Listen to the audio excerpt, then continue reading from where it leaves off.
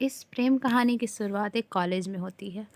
वहाँ पर पढ़ाने वाले प्रोफेसर साल के आखिर में एक प्रतियोगिता करवाते थे और जिसमें वह अपने बच्चों को नई शिक्षा देते थे। फिर वही दिन आया और कॉलेज में सभी अध्यापक और सभी पढ़ने वाले छात्र इकट्ठा हुए। सभी के मन में यह जिज्ञासा थी कि अब की बार प्रोफेसर प्रतियोगिता में क्या करवाने वाले हैं। सामने एक ब्लैक बोर्ड था और प्रोफेसर किसी एक को आगे आने के लिए बोलते हैं और ब्लैक बोर्ड पर अपने प्रिय 50 लोगों के नाम लिखने के लिए बोलते हैं। पल्लवी ब्लैक बोर्ड के सामने खड़ी हो जाती है, जो कि एक शादीशुदा छात्रा थी, और वह अपने सभी परिवार के लोगों के नाम, पति, माता पिता, सास ससुर, भाई बहन, ब्लैक बोर्ड पर लिख देती है। सभी रिश्तेदारों के नाम लिख देती है, पड़ोसी पड़ोसियों के नाम लिख देती है और अपने प्रिय अध्यापक और साथ में पढ़ने वाले छात्रों के नाम भी लिख देती है। जैसे तैसे 50 लोगों का नाम उसने बोर्ड पर लिख दिया। आप इनमें से 40 लोगों के नाम बोर्ड पर लिखे रहने दीजिए जो आपके सबसे प्रिय हैं, और बाकी 10 नाम आप हटा दीजिए। तो पल्लवी ऐसा ही करती है और 10 लोगों का नाम हटा देती है। सभी देखते हैं आखिर क्या होगा और वह छात्रा किसका नाम हटाएगी। तो पल्लवी अपने पड़ोसियों के नाम हटा देती है। आप दोबारा प्रोफेसर बोलते हैं, आप इनमें से और 10 नाम काट दीजिए और अपने सभी प्रिय 30 लोगों के नाम बोर्ड पर लिखे रहने दीजिए। आप सभी और गौर गौर से देखते हैं और सोचते हैं पल्लवी किसका नाम बोर्ड से हटाएगी और आखिर प्रोफेसर हमें क्या समझाना चाहते हैं। अब काफ़ी सोच समझकर पल्लवी ब्लैक बोर्ड से 10 और नामों को हटा देती है, जिनमें वह अपने रिश्तेदारों का नाम हटा देती है और ब्लैक बोर्ड पर 30 लोगों के नाम थे।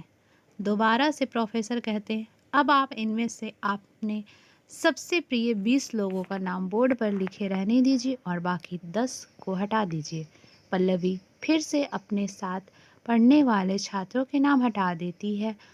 बात और गहरी हो जाती है। आप ब्लैक बोर्ड पर 20 लोगों के नाम थे और प्रोफेसर एक और कठिन शब्द में बोलते हैं, अब आप अपने सबसे प्रिय 10 लोगों के नाम बोर्ड पर रहने दीजिए और बाकी 10 नाम हटा दीजिए। अब पल्लवी सोच में पड़ जाती है, आखिर किनका नाम हटाना चाहिए। काफ़ी सोच समझकर वह अपने अध्यापकों का नाम बोर्ड से हटा देती है। अब बोर्ड पर केवल 10 उसके परिवार के लोगों के नाम थे, जिनमें उसके बच्चे, पति, माता पिता, सास ससुर, भाई बहन इत्यादि थे। एक बार फिर प्रोफेसर बोलते हैं, आप इन 10 में से 5 नाम को हटा दीजिए और सबसे प्रिय अपने 5 नाम ब्लैक बोर्ड पर लिखे रहने दीजिए। सभी गहरी सोच में पड़ जाते हैं और देखते हैं आखिर क्या होगा। पल्लवी काफ़ी सोच समझकर और थोड़ा भावुक होकर आगे बढ़ती है और अपने भाई बहन, सास ससुर के नाम हटा देती है और अब ब्लैक बोर्ड पर उसके पति, 2 बच्चे, माता पिता का नाम लिखा था। एक बार फिर प्रोफेसर बोलता है, आप इनमें से 2 नाम हटा दीजिए और अपने सबसे प्रिय 3 नाम ब्लैक बोर्ड पर रहने दीजिए। अब पल्लवी की आंखें नम हो जाती है और वह अपने माता पिता का नाम हटा देती है। सभी उसकी तरफ देख रहे होते हैं और भावुक हो जाते हैं। अब ब्लैक बोर्ड पर तीन तीन नाम लिखे थे। प्रोफेसर एक बार फिर से बोलते हैं, आप 2 नाम हटा दीजिए और अपने प्रिय 1 नाम को ब्लैक बोर्ड पर रहने दीजिए। सभी सोचने लगते हैं आखिर किसका नाम ब्लैक बोर्ड पर रहेगा, और पल्लवी जिसकी आंखों में आंसू आ जाते हैं और बाकी छात्र भी भावुक हो जाते हैं और आंखों में आंसू लिए हुए पल्लवी अपने दोनों बच्चों के नाम हटा देती है और अपने पति का नाम ब्लैक बोर्ड पर रहने देती है। सभी हैरान थे और भावुक भी थे। पल्लवी से प्रोफेसर पूछते हैं, आखिर आपने ऐसा क्यों किया और इसके पीछे की क्या वजह है, जो तुमने अपने जन्म देने वाले माता पिता का भी नाम हटा दिया और यहाँ तक कि जिन बच्चों को तुमने खुद जन्म दिया था उसे भी हटा दिया। पल्लवी कहती है, मेरी दुनिया मेरे पति हैं। मेरे माता पिता ने मुझे जन्म जरूर दिया है, लेकिन मेरी आखिरी सांस तक मेरे पति मेरे साथ रहेंगे और आखिरी सांस तक मेरे पति मेरा साथ देंगे। यही मेरे सहारा है।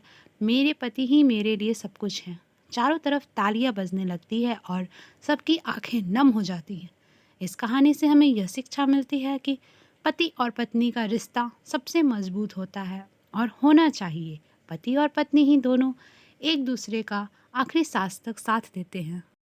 अगर आपको ये कहानी अच्छी लगी हो तो मेरे चैनल को लाइक शेयर एंड सब्सक्राइब करें। Thank you.